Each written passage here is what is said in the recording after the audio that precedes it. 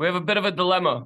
How do we deal with the last few chapters? The Alter Rebbe was telling us that when we look at our deeds, we look at our actions, we look at the physical attributes of how we conduct ourselves, it's not so pleasant. We get a little bit discouraged sometimes because we know we haven't lived up to our potential. On the other hand, a yid has to be besimcha. So how do we reconcile the two?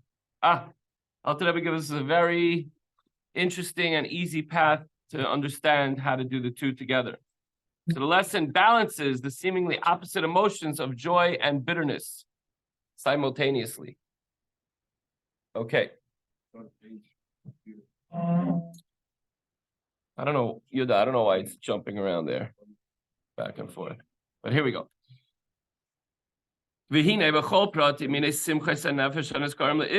All the specific types of joy that we mentioned above. Imagine, we were saying, if you want to bring Hashem into your life, learn Torah. And we said, give tzedakah if you can't learn Torah all day long. And the tzedakah that you give will also bring in all the little amount of Torah learning that you do, and should additionally bring joy into your life, because it's not just the dollar that you give, we're doing now, but it's all the efforts that went into earning that dollar, all the education as a child, and all the time that's spent looking for the job, working on the job, and everything in between. And not just when you're working, throughout your lifetime.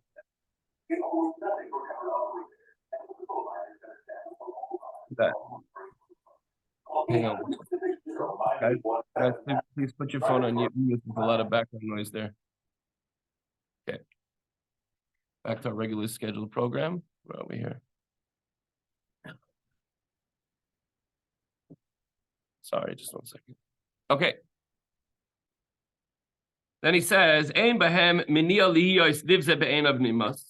doesn't absolve a person. It doesn't preclude a person from looking at all of the things that he said, thought, or did wrong and feeling pretty upset about it. Hey, besimcha, here, I give $1 to tzedakah, I learn a little bit of Torah, and then I don't have to be worried about all my deeds or actions which were inconsistent with my godly soul. Nivzeh be'enav nimas v'leiv nishbar. A person has a broken heart, feels pretty miserable. V'ruach nemucha b'shas simcha mamish. Even during the time that he's joyful, he's like, but yesterday I didn't control my mouth. I was really rude and obnoxious. I had an opportunity to do a mitzvah, I dropped the ball, or I lost my temper. I was really angry. Whatever it might be. Even while he's b'simcha, he's thinking about what he did, and it really bothers him. So how could he do two things at once? What happens? The same time that he's shameful about his misdeeds, about his bodily soul, his animal soul and what his body did, at the same time he could feel joy. At the same time he's joyous, because it's felt on account of his neshama, of his nefesh alikis, his divine soul, that's giving him the godliness within him and is enclosed within his body, as we explained earlier. Ukahai gavna isa b'zayhar b'chia tikia b'libai b'sitra da v'chedva tikia b'libai b'sitra da. That's heavy Aramaic right there. We find a similar statement in the Zayar. Weeping is lodged in one side of my heart and joy is lodged in the other. So somehow we have to figure out how to do both, because at the one time, on the one hand, somebody calls you a tzaddik. That's maybe, from his perspective, oh, you're such a nice guy. And then you're thinking, as you're being excited about, this new title that you got, you're like, how could he call me a tzaddik? If he would only know what I'm thinking right now, he would run. And what I said a minute ago and how I acted and all these different things. So I know that I have a lot to work on and how I'm pretty upset about what I did in the past. But at the same time, Yivdu es Hashem b'simcha. I'm learning Torah. I have to be full of joy.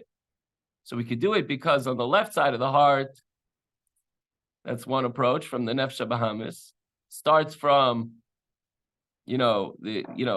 all the lusts and different things that we have, but it's still there, it's stuck there.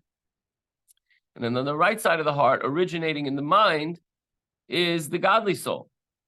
And it expresses itself simultaneously, because a person shouldn't think they're a hypocrite when they do something and everybody says, "Oh, you're such a wonderful person. You give tzedakah, you're being honored. You give a kiddush, yashikayach," and you're like, if they would only know. I threw a temper tantrum this morning just before coming to shul. I broke something. I lost my.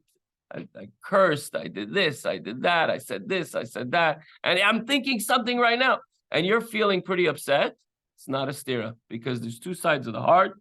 Rabbi Lazar exclaimed these words upon hearing from his father, Reb Shimon, an esoteric exposition on the destruction of the Beis Hamikdash. On the one hand, he felt the enormity of the tragedy.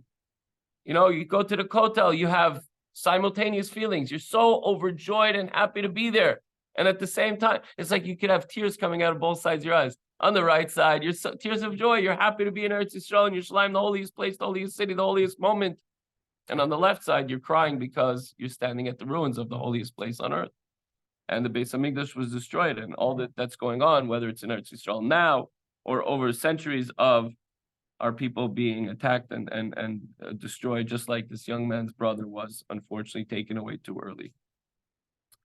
So we see from the Zayar two opposite emotions stemming from separate causes, and they can still exist in one's heart side by side. The takeaway is a reflection to bring joy.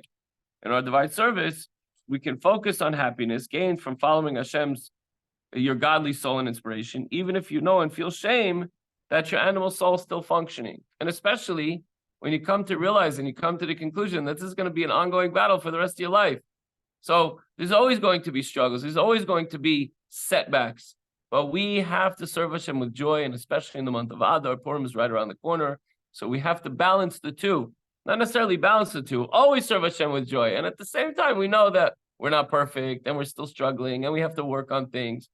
May that become easier, and may the godly soul overpower the animalistic soul and the nasty tendencies that we have. Just like the Israelis have to win over the enemy, so too our godly soul has to win over that enemy within us. And they should all be victorious.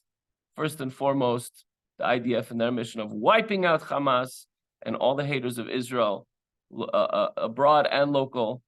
And Hashem should bring the ultimate refuah and Yeshua and victory with the coming of Mashiach b'meiru b'yameinu. Amen.